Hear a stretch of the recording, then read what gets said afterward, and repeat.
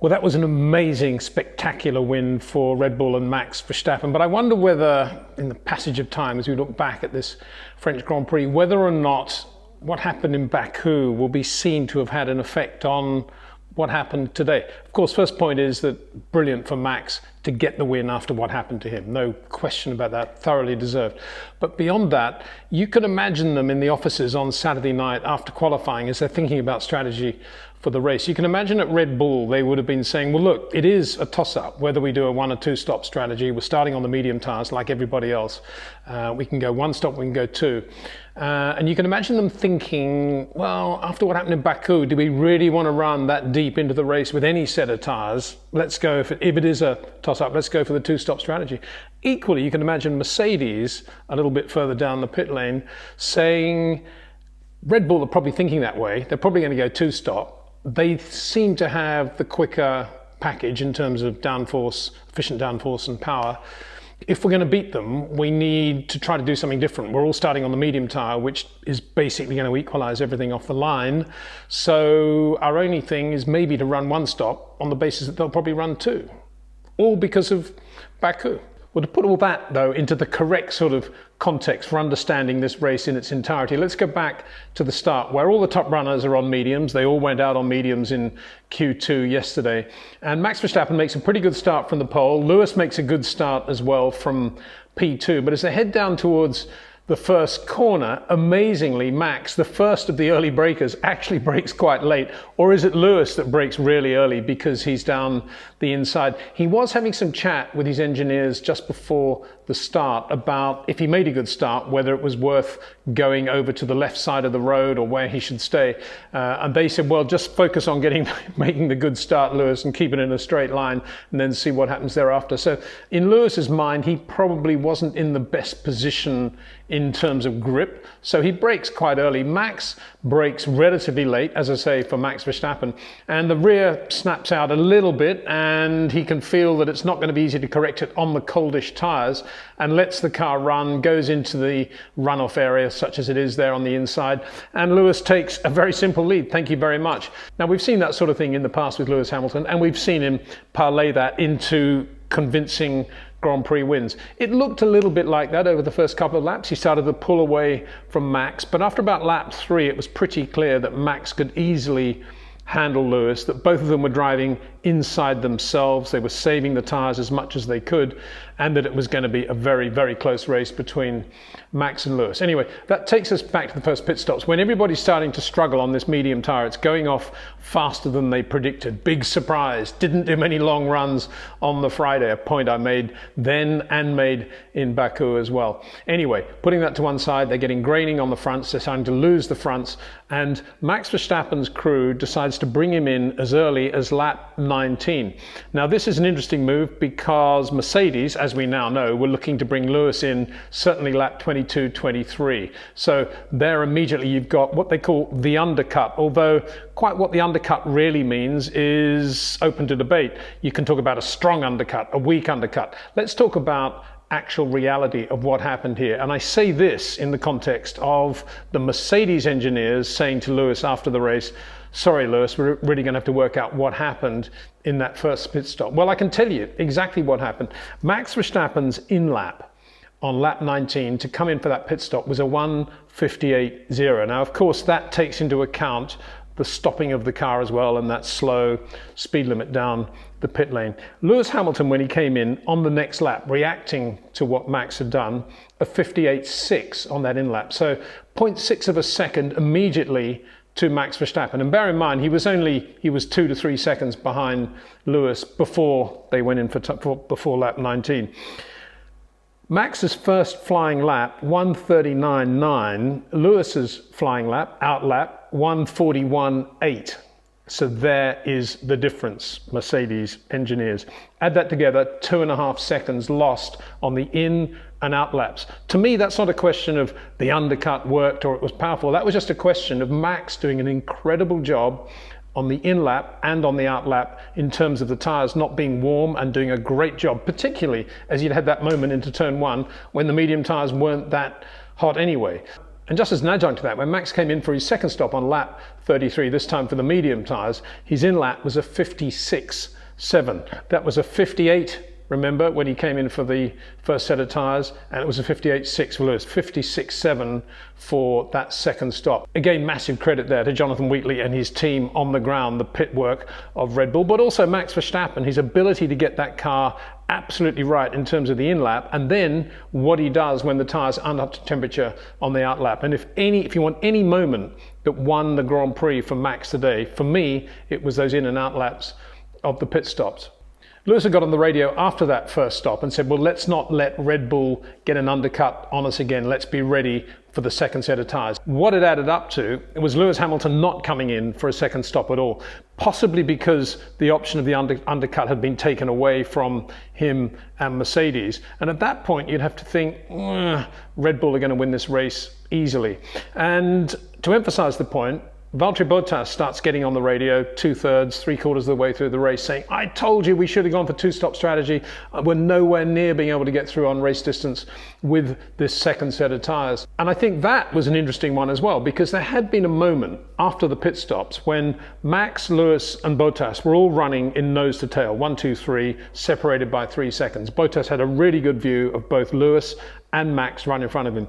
And to my eye, if Bottas ever needs an explanation as to why Lewis can get more out of the tyres, or why he's quicker, or why he can do other things with the car that Valtteri can't, it was exactly at that moment. And I'm astonished that he got on the radio to say that, because quite clearly Lewis Hamilton was able to do the Grand Prix distance on a one-stop strategy and nearly won the Grand Prix. That is the bottom line.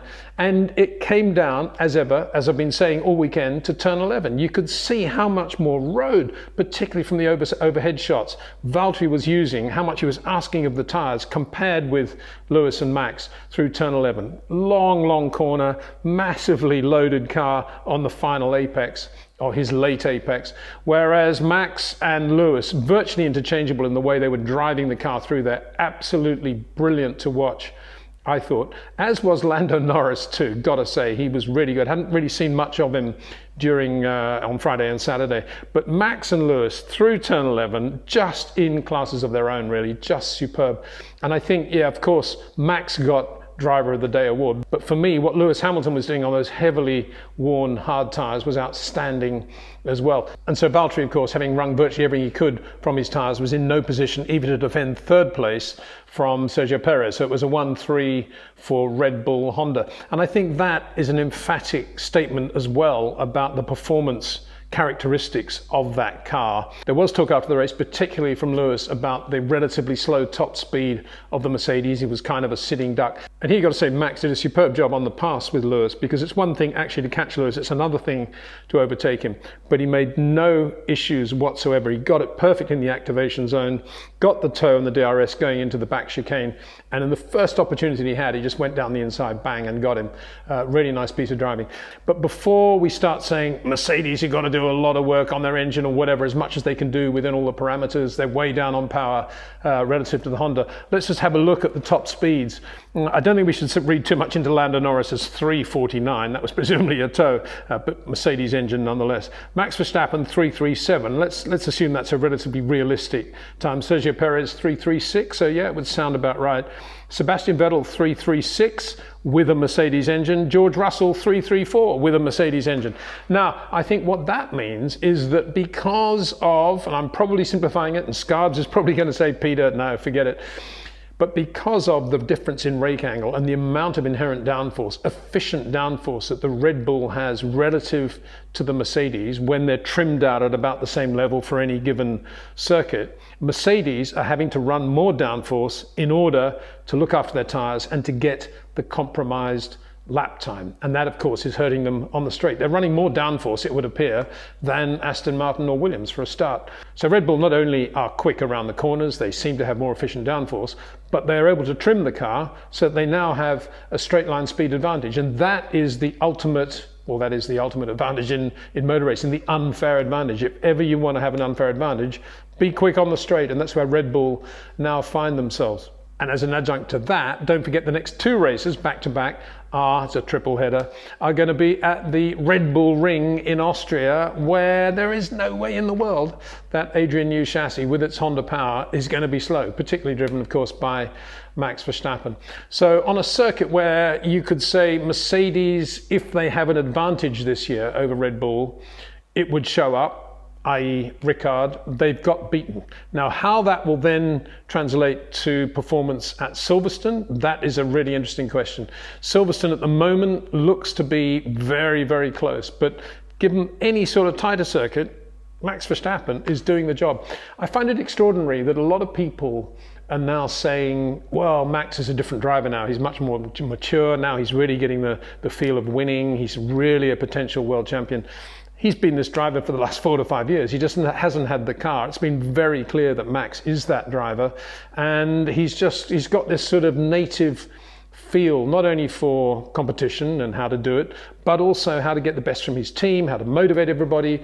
And even when there was a drama today with the radio, his radio, and he couldn't really hear what was going on, actually everything stayed very calm and collected. There was one moment, I think, when he got a little bit excited, but generally speaking, so impressive to watch Red Bull operating at this level, as they've done for so many years anyway. They are a great race team on the ground. Lando Norris had a bit of a moment early on in the race and was behind Daniel for the first phase, but then got past with the pit stops and then drove beautifully. He was on newer tyres when Daniel was on older tyres. They finished 5th and 6th. Very good drive too, though, from Daniel Ricciardo. Both of them did a lot of passing, particularly of cars that were out of sync with pit stop. But Daniel particularly very, very good with some of the feints he was doing and the way he was using the traffic. So great for McLaren to see both their drivers finally up to pace. Lando, superb. Daniel, not too far behind him either. So very, very good result for McLaren-Mercedes. Pierre Gasly finished 7th,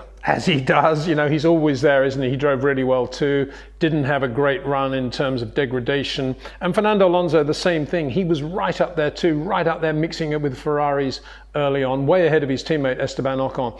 When the tyres started to grain, Fernando was hurt more than most. He's kind of allergic to tyre graining. For those who've been around long enough, when we had treaded tyres and they started to grain like crazy, that was a Max Mosley thing, Fernando just went into this sort of another world of hatred of anything to do with graining, and that's probably stayed with him all these years. And they did start to grain on the Alpine, and he did fall off exponentially in terms of pace, but he recovered and he got points for the team, drove really well, and good to see that. He was aggressive when he needed to be, when he had the grip, and he looks to be doing a very good job of keeping that team together, as Sebastian Vettel is doing now at Aston Martin. He looked really good as well, as did Lance Stroll, who started from the back of the grid after that drama yesterday in qualifying, which was self-induced. I've got to say, I didn't say enough about it yesterday, but he actually did a track limits job on his first run in Q1, and when he went out again for the second run, he got traffic, he backed off when he should have finished the lap, got the banker lap, and then gone in for another. And then when he did that second lap, having not done a time, of course, that's when Mick Schumacher went off. So pretty poor organisation yesterday, but Lance made up for that from the back of the grid to finish right behind Sebastian in the points as well. A very, very good drive. A very disappointing day for Ferrari, with both cars out of the points. Carlos Sainz and Charles Leclerc finishing 11th and 16th. Charles actually having to come in for a second set of tyres. Any other driver in the race, apart from Max, to do that. Max did it for strategy reasons, I think, whereas Charles was definitely doing it because he force majeure. There was nothing else he could do. They had degradation early on, graining early on, no grip, no balance.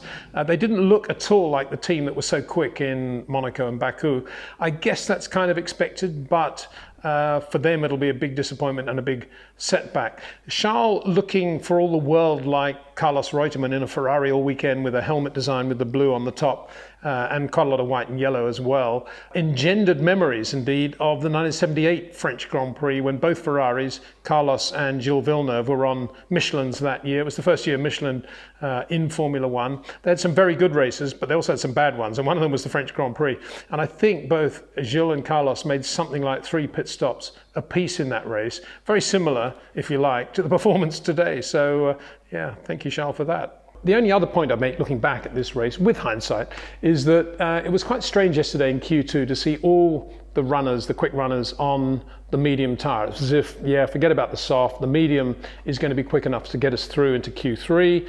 And they all made the same decision. Not one of them decided to go for the soft tyre. That effectively made it, overnight, a one-stop strategy race. But I leave you with this thought. What if, just to do things differently, Mercedes, for example, had decided to run the soft tyre in Q2?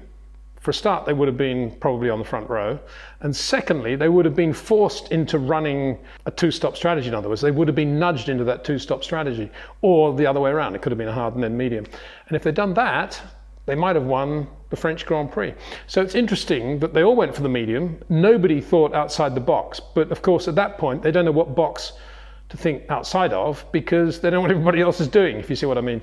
So it's an interesting one. I don't think Pirelli, when they came out with the soft, medium and hard, ever imagined that we'd ever get to a qualifying session where everybody, all the top 10 runners in Q2, decided to run the medium tyre. If that is the case, what is the point of having the soft in the first place? That is something, of course, that overall, the big umbrella of Formula One, they need to look at, because it's always going to be better to have more stops and perhaps to have that soft tyre in the race just to throw things around. Speaking of soft tyres, Max Verstappen didn't need them to set fastest lap. So he not only wins, but he got fastest lap. He's looking on top of the world, makes up for everything that happened in Baku. And to some extent, as I said at the start of the vid, what happened in Baku kind of led to the way he won at Ricard.